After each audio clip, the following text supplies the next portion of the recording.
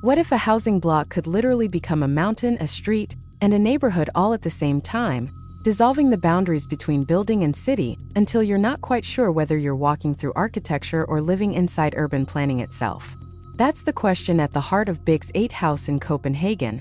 a project that refuses to sit quietly within the conventions of residential typology and instead announces itself as something fundamentally different, a megastructure that coils into a figure eight and carries an entire community up and over itself on a continuous pedestrian promenade that rises from ground level to the 10th floor without a single stair interrupting your journey. Completed in 2010 in the Ørestad district of Copenhagen, this project has become one of the defining works of Bjarke Ingels Group's early career,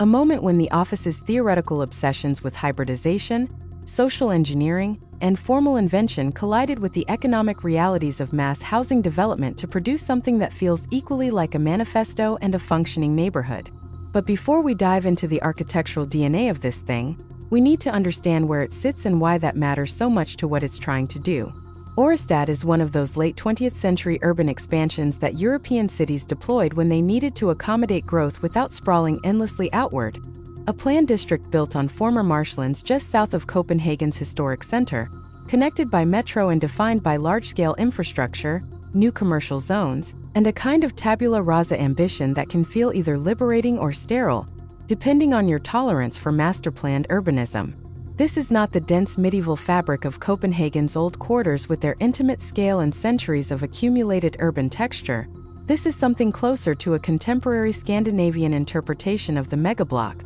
where individual buildings become large enough to function as neighborhoods unto themselves, and where the relationship between private domesticity and public circulation gets renegotiated at the scale of infrastructure. Into this context, BIG proposed not a traditional perimeter block or a cluster of towers, but rather a continuous looping structure that wraps around 2 courtyards and rises diagonally, allowing every single residential unit regardless of its height to have access to either a garden or a terrace while also maintaining views toward the sky rather than into the claustrophobic well of a typical courtyard. And this is the crucial move that defines the entire project. The figure-eight configuration isn't just a formal gimmick or a branding exercise, although it certainly functions well as both. It's a sectional strategy that allows BIG to distribute the program across a sloped surface rather than stacking it vertically in the conventional manner, which means that the commercial and office spaces that need ground-level accessibility can occupy the lower portions of the loop while the residential units cascade upward,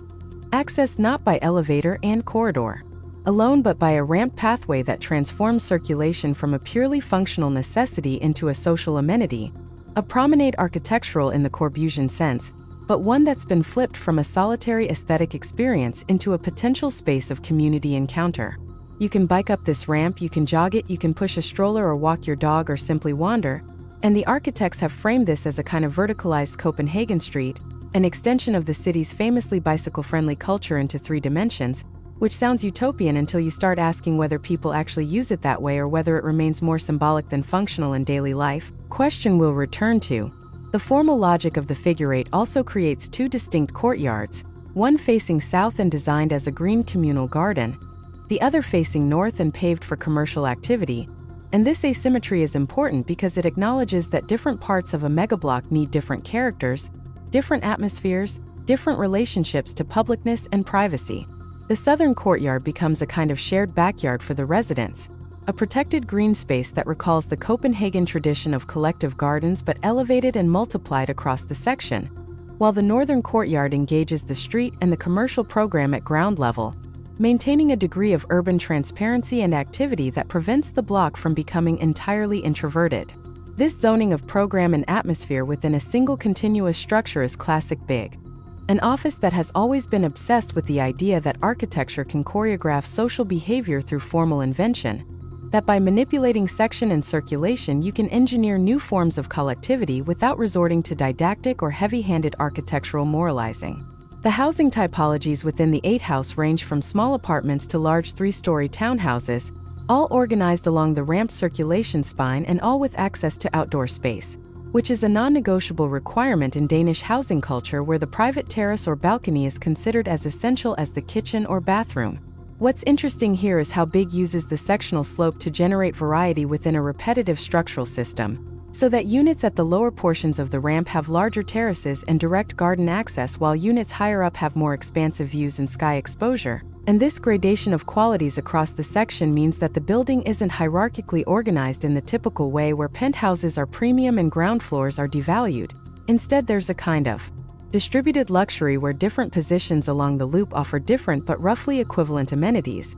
which at least in theory supports a more socially mixed population. The facade treatment reinforces this differentiation with a modular system of timber-clad panels, perforated metal screens, and glazing that shifts in density and materiality as you move around the building, so that the commercial base reads as more transparent and urban while the residential volumes above become more textured and domestic, and the overall effect is of a building that's clearly one thing but also many things, a megastructure that maintains legibility as a singular formal gesture while also breaking down into a readable collection of individual dwellings. The structural system is straightforward reinforced concrete with a regular column grid that allows for flexibility in unit planning, and the architects have been careful to expose this logic rather than conceal it, so that the building reads as an honestly expressed framework rather than a scenographic composition, which is consistent with the Scandinavian tradition of structural rationalism, and also with Big's broader rhetorical positioning, as an office that rejects arbitrary formalism in favor of diagram-driven design,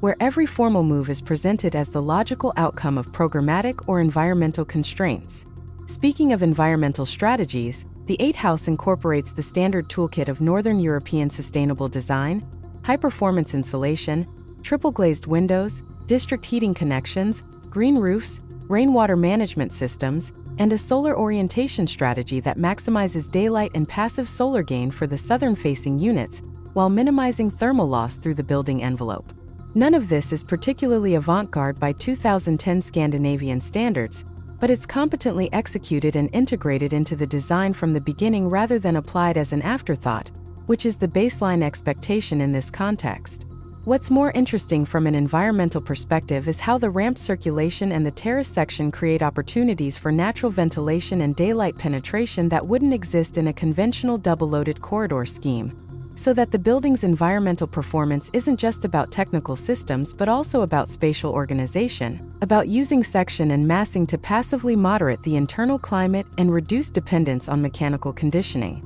This is architecture as climate device, a very Nordic way of thinking that goes back to Alvar Aalto and beyond, where the building itself is understood as a mediating membrane between interior and exterior rather than as a sealed box that fights against its environment through brute force engineering. Now we need to talk about the criticisms because no building this ambitious and this formally declarative gets a free pass. And the 8 House has attracted its share of skeptical responses from critics who question whether the grand formal gesture actually delivers on its social promises, or whether it's more accurately understood as a piece of architectural spectacle that prioritizes imageability over livability.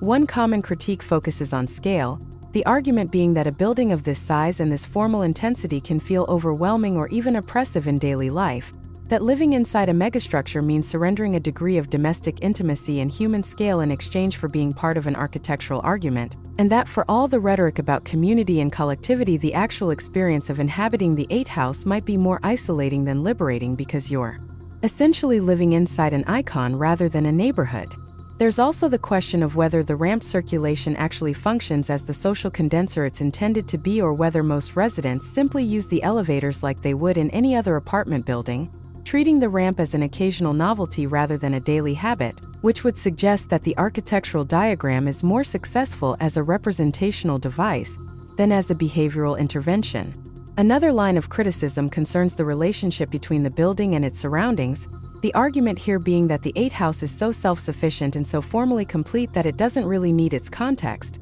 that it could be picked up and dropped anywhere without fundamentally changing its identity, which raises questions about what it means to design urban architecture in a post-contextual era, where buildings are increasingly conceived as autonomous objects that happen to occupy urban space rather than as fabric that weaves itself into the existing city. This isn't necessarily a damning criticism. Plenty of great architecture operates with a degree of autonomy from its immediate surroundings, but it does point to a tension in Big's work more broadly between the office's stated commitment to urbanism and context specificity, and its actual design practice, which often produces buildings that are more interested in internal logics than in dialogue with what's around them. There's also a longer conversation to be had about whether projects like the 8 House represent a genuinely progressive model for collective housing or whether they're ultimately luxury products for a relatively affluent demographic that get packaged in the language of social innovation. And this is tricky territory because the 8 House does include a mix of unit types and price points,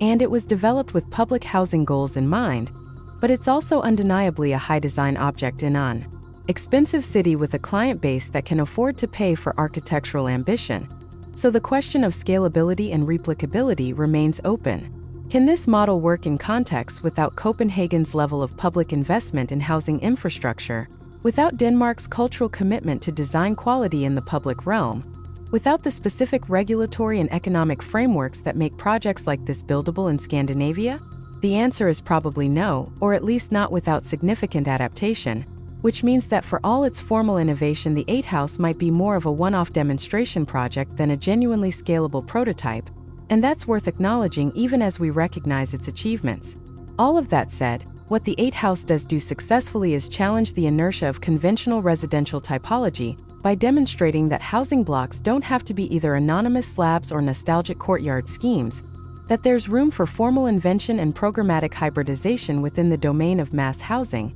and that architecture can still aspire to shape collective life rather than simply accommodating it. This is Big's pragmatic utopianism in action. The idea that architects can be simultaneously realistic about economic and regulatory constraints and ambitious about social and formal possibilities, that you don't have to choose between buildability and vision, but can instead find ways to smuggle progressive ideas into commercially viable packages. Whether this constitutes genuine radicalism or just clever marketing depends on your perspective, but what's undeniable is that the 8 House has become a reference project for a generation of architects interested in rethinking residential architecture at large scale, and its influence can be seen in countless competition entries and speculative proposals that borrow its sectional strategies, its circulation theatrics, and its rhetoric of social mixing and environmental responsibility. It's also worth noting that the 8 House represents a particular moment in architectural culture, the late 2000s, when digital design tools had matured to the point where complex geometries and continuous surfaces were relatively easy to model and rationalize,